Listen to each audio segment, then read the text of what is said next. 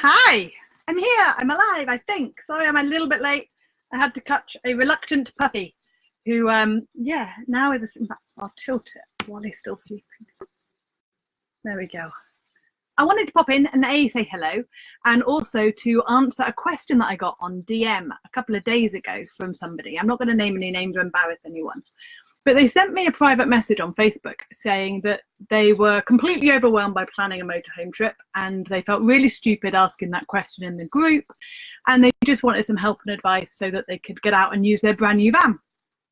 Which is fine, I'm here to help, and that's what we're going to talk about today. I'm going to go through how we are planning for our trip, which starts on Friday, and I will get to that because that's not as simple as I hoped it would be.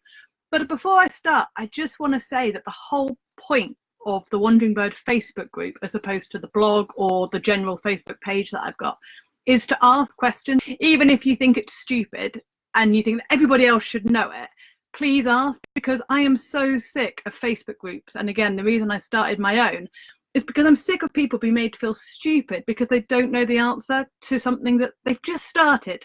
Since when do you start a new hobby and know all the answers? You don't. And yet I read so many comments and ridiculous sarcastic replies in other Facebook groups, and I just had enough of it. So I thought I'd start my own, and the whole purpose of it is for motorhome travel, and there are lots of people in the group who have done loads of motorhome travel both in the UK and in Europe, but there's also an awful lot of beginners, and I guarantee you will not be the only person thinking or wondering or worrying about whatever question you've got in your head. So please ask. If I can't see it, and I can't see all of them, especially while I'm traveling, but there are so many knowledgeable people there who will be able to answer your question. So I hope that helps put anybody who's wondering if they should or shouldn't ask something at ease. Okay, motorhome road trips. I love this subject. I could talk about this all day, but I won't. I promise it will not be all day. We are heading off on Friday. We don't know where. This genuinely isn't like a gimmick or a fun thing. We were going to Croatia and Slovenia, which I'm very excited about. And I still really want to go to both of those places. The problem is, I don't know if any of you saw that amazing news article last week. It was mainly based in like the US and Canada, of all the Northern Lights. And there was this one article that had a motorhome, or I guess an RV if it was in Canada. And it just looked awesome. And we were like, that's so cool. Why can't we go and do that? So now we're really torn. But we have spoken to some people in Sweden, and we were looking at going like up Sweden and Norway, and they're like, the forecast for the aurora isn't so good over the next couple of weeks, and the weather's not supposed to be good, but at the same time it might be, and it might be amazing, and we genuinely don't know which way to go. I'm in the middle of France at the moment. Mr. Wandering Bird is in the UK doing some work. So when he comes back on Thursday night, we'll probably make a decision, and we'll either pack really warm clothing because it's quite cold up north, or we'll pack less warm clothing and see what happens. I don't know what we're going to do yet. Right, but either way, there are some things that I am doing this week to prepare for a long trip.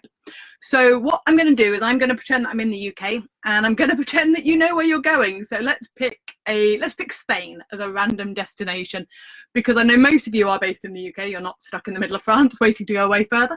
And let's assume that we are going to then take your motorhome and we're going to go off on a trip to Europe. I know a lot of you want to do UK trips, and that's fine, but I'll talk through our process of how we would plan going over to Europe and things.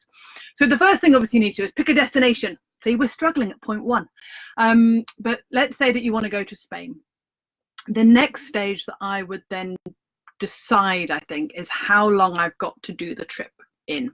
Some people have like months and months. I'm reading all these amazing posts at the moment of people going to spend the winter in Spain, and I was like, oh, that would be magical. Other people have only 1 or 2 weeks because they've got work, which is fine, and we fall somewhere in the middle where we've kind of extended our holiday periods, but we still have some commitments in the UK which we have to fulfill.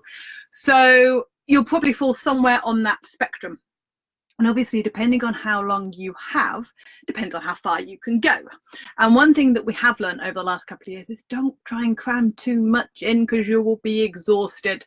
And we're really, really guilty about doing that. She says, planning a trip to Sweden in a 2-week window and having to do that huge drive. And even if we go to Fade, if we go down to Dubrovnik, that's still quite a long drive. So who knows? Who knows? But that's the first stage, is decide where you want to go and decide how long you've got to do it, because the next stage, if you're in the UK, is you're going to have to book a way of getting over to Europe. So there are two main ways, assuming you're taking your motorhome. You're either going to go on the tunnel or you're going to go on a ferry. And actually, I've had a couple of questions about that in response. I sent out an email yesterday over if anybody's got any questions but can't make this live, what was them? And one of them, and I didn't write any names down, so I apologize. One of them was, what is the best way to go over? Do you take the tunnel or do you take the ferry? We do both, and it depends where we want to go on the other side. We love the ferry, but only if we can get a pet-friendly cabin. And this obviously relates to anyone who's got dogs, but we decided very early on that I didn't want to leave. We decided that I didn't want to leave Mac in the car while we were on the ferry for several hours. I just didn't feel comfortable doing that. I know lots of people do, and that's totally your choice, and I'm in no way putting anyone who does that down.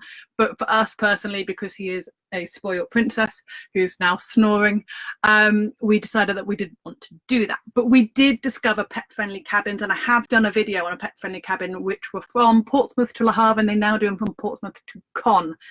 And I believe DFDS do them, maybe. I think there is another one, but we generally go with Brittany Ferries because we're based in Portsmouth when we're in the UK. So that makes it easy for us. If we're going France or Spain, we go ferry route, and it's quite nice being able to have the sleep on the night and then wake up the next morning and sort of drive. If we're going by the tunnel and we're going to France, especially the west coast of France, you have to drive all the way to the tunnel, then all the way back again. It's a heck of a long drive, about 12 hours door to door, which, yeah, isn't that much fun, especially when it's full-time driving. And especially when we had a big motorhome and I couldn't drive it. Although I can now drive our new one, which is fun. So that is what we would do if we're going straight south. Having said that, the tunnel is a heck of a lot cheaper, so much cheaper, especially as I've now discovered you can buy 10 trips, or no, 10, yeah, I suppose trips, which is like 5 return trips, and they're like a third off if you buy it as a bulk thing, which is really quite cool. So it is a lot cheaper and it's a lot more flexible, and you can pretty much turn up and go as long as you book it in advance for school holidays. So if you're looking at money, or if you're coming from further north, if you're going down anywhere that isn't France, Spain or Portugal, I guess I would probably choose the tunnel because it is cheaper and easier, and you can keep your pets with you without having to worry about them. There was a question, actually, I've just remembered. Somebody was asking, I think they had 3 dogs, and could they take them on a ferry? Yes, you can, but I don't think you can take them into a pet cabin. I think 2 is the max per cabin. Hey, Tash. Sorry, I know you've all asked questions, but Tash is just entered with a cloud of green bubbles and things.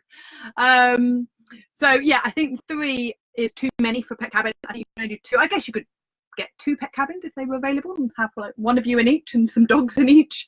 But yeah, if you've got that many dogs and you don't want to pay a lot of money for 2 cabins because they are quite expensive, then I again would go by the tunnel.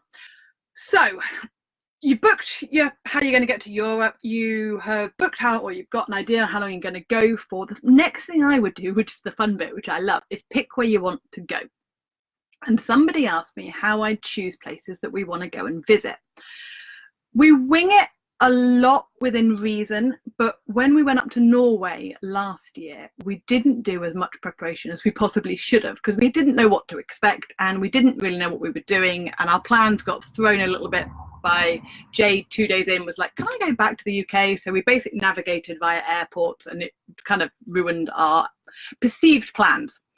And one thing we had realized is that there were several things that we really wanted to see that we didn't know were there, and we found out about them since.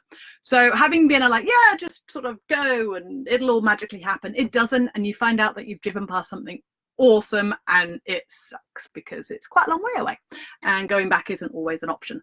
So I try and do a bit more research, and I've discovered, well, my 2 favorite ways, but one I've just recently discovered, which is called Pinterest.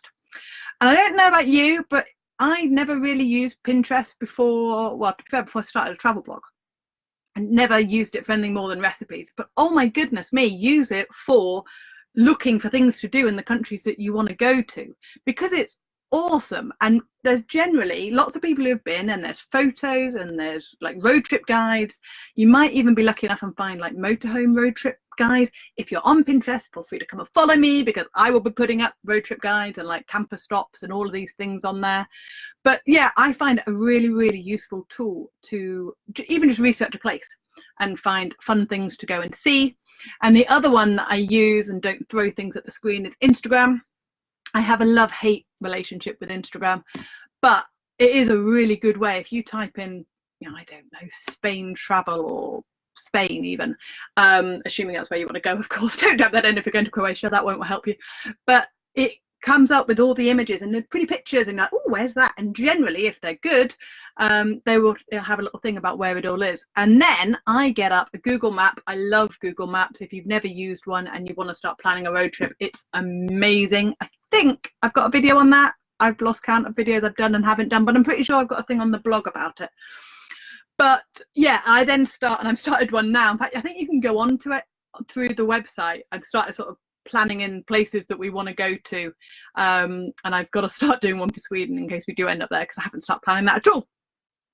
But then I literally will mark out all those points, and you get little pins, I suppose you call them, and it kind of shows you a rough route, and that's kind of where we leave it. So we have things that we want to see, but I will not plan out, we're going to go to this campsite, and then we're going to go to this campsite, and then we're going to do this, and we're going to be here for 2 days, because I don't think that gives you much flexibility to rock up somewhere and be like, ah, look, this looks awesome, let's do that. Or find somewhere that you love, which is free or cheap or has a nice bar or whatever you like. And I like having the freedom to kind of make it up a little bit. Yeah, she says. So we kind of semi-plan-ish, but definitely plan things you want to see, otherwise you'll miss stuff.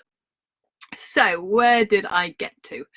So you basically, you know where you're going, you know how you're going to get there, and then you are going now into the nitty-gritty of the stuff that you actually need to do before you leave. And the first thing, and the easiest thing to forget, but the first thing that we try and do on our little checklist is check all the paperwork. So first of all, you want to check that you've got an MOT on your motorhome and that it's in date and that you've got it with you. You want the actual physical MOT, not a copy. You also need your logbook, your actual V5 logbook.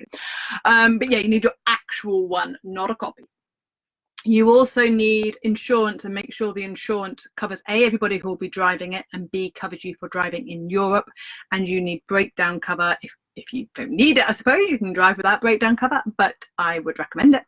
And it's up to you what level of breakdown cover you have. I can't remember who we're with. RAC, I think we've been with all of the big three over the last couple of years. We've never had to claim from them, so I can't recommend any of them, but we got a really good deal with our current insurer, and I'm pretty sure with RAC now, but hey, they're all pretty much much in Europe. So yeah, just make sure they cover actually moving your motorhome to somewhere safe, not just at the side of a road, because you do not want to be stuck at the side of a road somewhere in Europe and not able to fix it. Okay, other things here, you want to check your passport. Definitely check your passport. Check your pet passport. Just we will ignore the fact that Brexit's happening and just assume that a pet passport is a pet passport. You want to check that you've got your driving license. You need your pink card driving license with you if you're going to drive. You don't need the green bit. I don't think the green bit is even a thing anymore for the paper bit, but you definitely need your card. What else do you need? Get some currency if you know where you're going, of course, and also make sure that if you're going anywhere that doesn't have euros, I mean, most of Europe takes euros, but for example, Croatia doesn't. So if you're going through a country that doesn't use euros, you might want to get a little bit of currency for that country. That's up to you, depends on where you are going. I have got a complete list of all the things that you need in terms of paperwork on the blog, so, and you can log in and print that out. So if you want that, that's on there for you. Next thing we would think about when we're going on a little adventure would be, what do I think about, puppy? Yeah, you know, help. Probably I'd look at campsites, and I would look at the first night, so how far we want to drive on the first night. I never book a campsite. I say never, I very, very, very rarely book a campsite, but I would look at roughly how far we're going to drive, and I'd probably have a look at ideas for things that are around there, if there are airs, if there are stellplats, or if there are certain places that we want to stop at, we definitely want to go to a city. If we were going in the school holidays in the summer, I would probably look at booking a site if there was somewhere specific we wanted to go. But like for Friday, we're setting off Friday morning. I'm aiming to head somewhere we're probably going to drive for about 8 hours on Friday. And I have no idea where we're going to go, but I know roughly how far we're going to go, so I can have a look at kind of vague ideas. If I was coming down and I'd taken the tunnel over, I would probably look about maybe halfway down in France. You can get all the way down if you want to drive it and split the drive in between you. So it just depends how far you want to drive on those days. The other thing I'd look at is what campsite stuff you need. So we've just signed up for ACSI, which I've never used before. Which is quite exciting. Where's my book? Aha! I'm going to lean in there. So we've got ACSI books, which are fun because I've never had them. So yeah, they give you, if you don't know anything about these cost not very much. I haven't got the receipt on me, so I can't remember how much they were. They basically give you discounted campsites in like proper big campsites. They give you discounted stays because we're out of season. So we thought we'd try it because we don't normally travel out of season. This is the first year we have ever done it because normally we're in the school holidays. So yeah, quite fun. I'm hoping we're going to try out some of those because wild camping in both Slovenia and Croatia, if we go that route, it's banned basically. Although Slovenia is more lax than Croatia. Apparently Croatia's like, no, you cannot do that at all, which is why we got the ACSI thing. So I'm guessing even if we go to Sweden, we can use the ACSI in there. I haven't looked at it for that. We're going to make this up as we go along. Right, next thing I do is, to be fair, the next thing I do is probably start planning some sort of playlist. So yeah, normally we have Jade for this. Jade creates a road trip playlist and it's epic, but she's not with us this year, so I'm going to do my own. So if you have any good ideas for songs, road trip songs, stick them in so that I can get some ideas, because yeah, that's kind of next thing that I do. And then I kind of leave it, which is easy for me to say because we've been doing this a while and we've got all the stuff that we need for Europe. If you've never been to Europe, you will need stuff like high-vis jackets. You'll need a first aid kit. Don't forget your first aid kit. Honestly, they're like hot on that thing. You do not need breathalyzers. And I think there is a checklist somewhere where I inadvertently put a breathalyzer on and I keep meaning to change it and people keep saying you don't need them, and you do not need them. It was a weird thing that France tried a few years ago and they've stopped it, and it's just circulating. It's just constantly going, and you don't need them at all. I promise. It's okay. But you do need lots of other things like warning triangles and high-vis jackets. You need a high-vis jacket per person. I don't know what the youngest it goes down to. I think it might be over the age of 2, but I may have just made that up. If you go on the website again, and I know I'm saying this a lot, but I promise you the information is on there. It tells you exactly what you need and a great big long list of things, so that if I don't list it all out now, I'm not going to forget something important. Okay, hi Kat, you rock. Thanks Leslie, you rock too. Kirsty says Halfords do an EU pack worth everything. Amazon do too. Yeah, and Amazon definitely do. And again, if you wanted to go under Wandering Bird's store, which is amazon.co.uk/shop/Wandering Bird Adventures. I should really know my own Amazon store, but I don't. Yeah, I'm pretty sure it's slash oh my god amazon.co.uk/shop/Wandering Bird Adventures. Try saying that 3 times really fast. It's tough. Yeah, I think we've got a kit on there that you can just buy and it's got everything you need. But I'm pretty sure it still includes breathalyzers. Why, people? Why?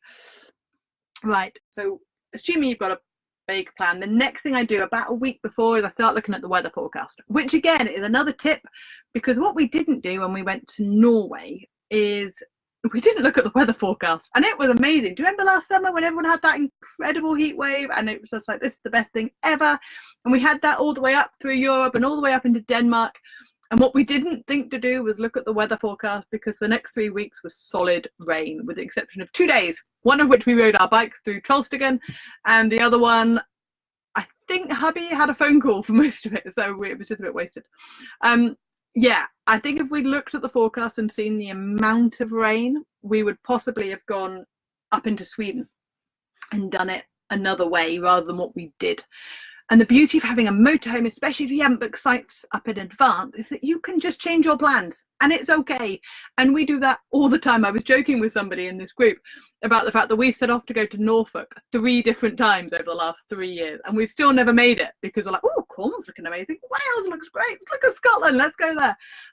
Yeah. So even though you say you're going to go to, say, Spain, if Spain's looking really rubbish, but Portugal's looking great, or Italy's looking great, change. Who cares? Go somewhere if that's what you want. Of course, if you want to go and see some sunshine and just chill and have some nice weather, don't be scared to change your mind, because it's not that scary to just pick a different route, and you can find stuff like campsites and things out as you go, which is one of the reasons we like to have a generic sort of base for what you need in Europe with us all the time. So we always carry our snow chains, even in summer, which is random, but that's just so we don't forget them in the winter. But things like the baseboard for the box we've got in the back, I'm pointing like you can see it, but you can't. So on the box in Italy and in, I think it might be Slovenia. I need to do a thing on this so I can check. But you know the red and white striped boxes? So the stripe boards that you need, if anything is extending over the back of your motorhome, you need a board. And some countries that is a must-have, mandatory, you definitely need this, and most countries in Europe are just like, meh, whatever, like France is, yeah, whatever. But we have one now, mainly because we just end up all over the place. But we figured if we have the stuff that you need in most countries, then we've got it, no matter if we change our mind. So that's kind of useful to have. The next thing we look at is gear, and pack stuff that you need for your trip. So we were looking at things like paddle boards and kayaks. I mean, our van is set up because we're in it most of the time anyway. So we have our own crockery and cutlery and pots, and I'm just looking at my kettle. I love my gas kettle. Just random stuff that is here all the time, tools. So it's less to forget. If you've got this great big long list of things, I mean, it saves having loads of stuff in your van that you then don't use if you only use it a couple of times a year, I guess. But there's a higher chance of you forgetting something really important, like a bottle opener or something exciting like that. So yeah, we try and keep things in the van if you can, or if not, start packing that way earlier so you can just start putting bits in and you don't forget stuff. And the same with clothes. We try and keep some clothes in here, although that hasn't worked particularly well in the past, because you're like, oh, I want this, and then you take it out and then you think it's in the van and it's not, and it will become like fleece. I always kept a fleece jacket in the van, and then I took it out once and then we went away and I thought I had it and I didn't. So yeah, actually clothes I tend to take off and then I can bring them in. The walking boots I keep on here. What else do I keep in here? An umbrella. But most clothes I tend to pack as we go somewhere so that I know what I've got and what I haven't got, and we've got appropriate clothing for the weather. This was a great question. I love this question. Food. What food do I need to bring because what can't I get in Europe, basically was the gist of the question. And I love that, because even though we all know that obviously Europeans eat, and they eat very well, and they have some delicious food, there are certain things that you just can't replicate. So things that we've never been able to find in Europe are custard creams. Most of these, I'll be honest, will be sweets or snacks or like yumminess, because boring stuff like vegetables you can get everywhere, and salad and meat. Although meat in France is crazy expensive, like madness. Yeah, so who knows, but I wouldn't suggest bringing a ridiculous amount of meat down with you, because unless you're going to eat it really quickly, it might not go off. Motorhome fridges, I've discovered, don't seem to last quite as well as a fridge at home. So if you would get, say, some meat, and obviously assuming that the date is all right, if it was going to last 5 or 6 days, especially if you're in a hot country, I would only give it maybe 3 or 4. So don't overstock at all.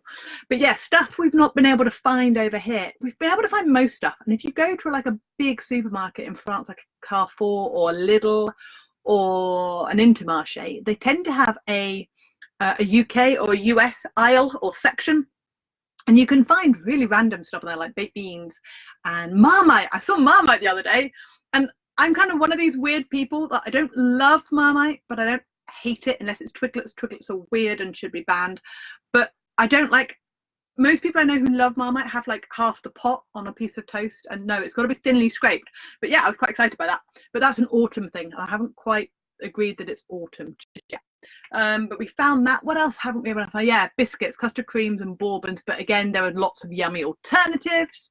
I tell you what we can't find, and this is going to sound really stupid, but in the UK when we went off on a road trip, we would get you know, the little Mr. Kipling cake bars, because they're brilliant snacking bars and you can eat them while you're driving and stuff, but you can't get anything like that. France do these amazing cream cake concoctions. Wow, try saying that as well.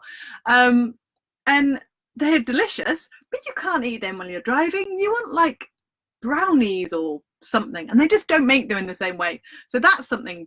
Bring snacks. But most things you can find. The other thing that I cannot find anywhere, which is bad for my life, or probably good for my life to bear, is Bourneville dark chocolate. They do dark chocolate, but oh, hello, somebody's awake.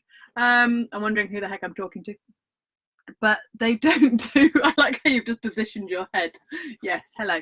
They don't do dark chocolate over here in the same way that they do in the UK.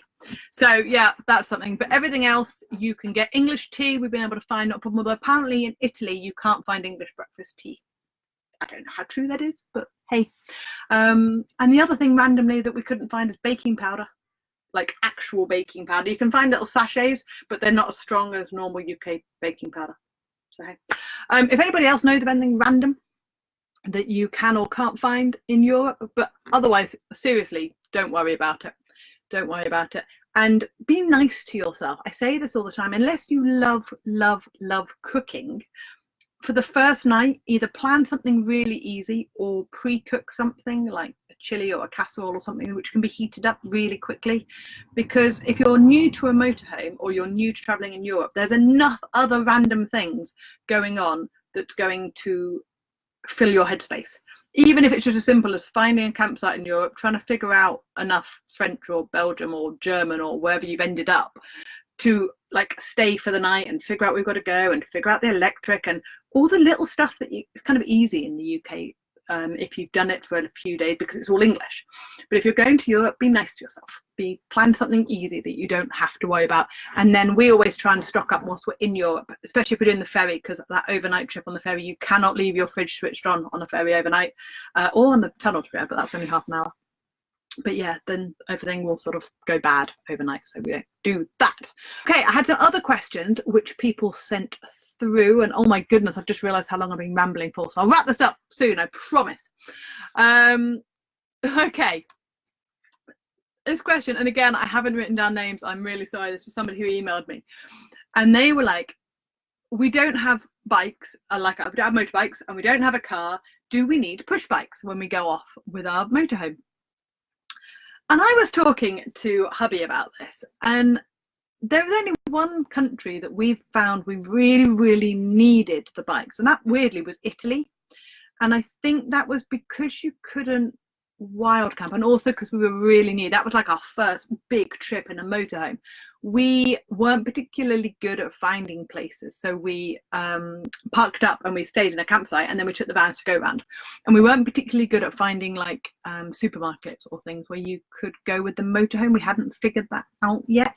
So in Italy, I'd say we definitely needed the bikes, but when we go back, I don't know if we need them or not. We don't take our bikes because we want an extra vehicle. We take them because we love them.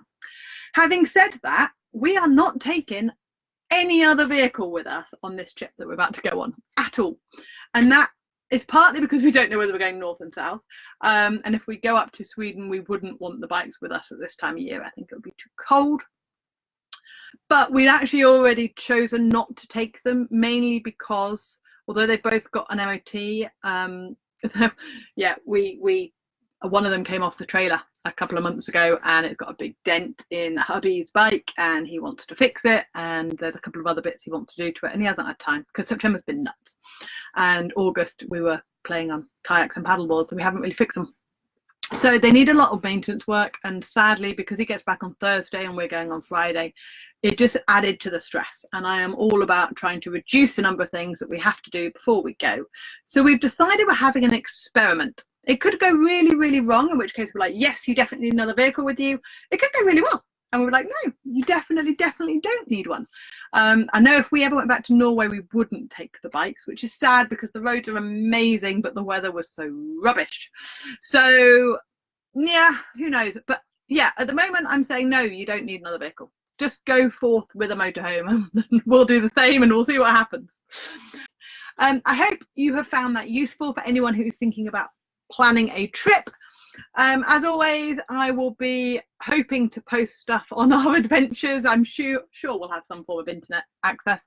I might try and do a live while we're away, but no promises because I've got no idea what internet we're going to have.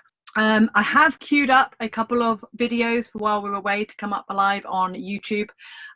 One of them is another Wales video from way back in May, because I'm really good at filming stuff and I'm really bad at editing and uploading the stuff. So I've got loads of footage from like ages ago, but I'm going to put a couple up, so don't panic. We haven't changed our van, we haven't randomly gone to Wales instead of Slovenia or Sweden, but I've just got them queued up so that they will come. So that's what's going to happen over the next couple of weeks. I will try and keep in touch with you as much as I can.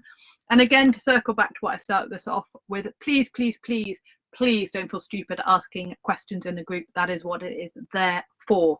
And I won't tolerate any ridiculous, sarcastic or unkind remarks. I don't care if there are only 50 people in this group, as long as it is nice and friendly and helpful. That is the whole point. I'm not out to become one of those enormous Facebook groups. That's not the point of this. So please don't feel shy or stupid or like you should know this already, because why should you? You've not done it before. So thank you very much for your time. Thank you very much for all of you for your questions and for keeping me company. It has been a pleasure chatting to you. At some point, I will see if I can figure out a Zoom video or something so you guys can actually come on and we can actually talk, which would be cool. But that's going to be something in the future when I figured out how to do all that, and I've probably got better internet. So again, thank you very much. I will see you soon and speak to you later. Bye. We're talking about a good time. We're chasing every moment, all the good nights. We're always looking out and it's a good life. We go around the world for a show.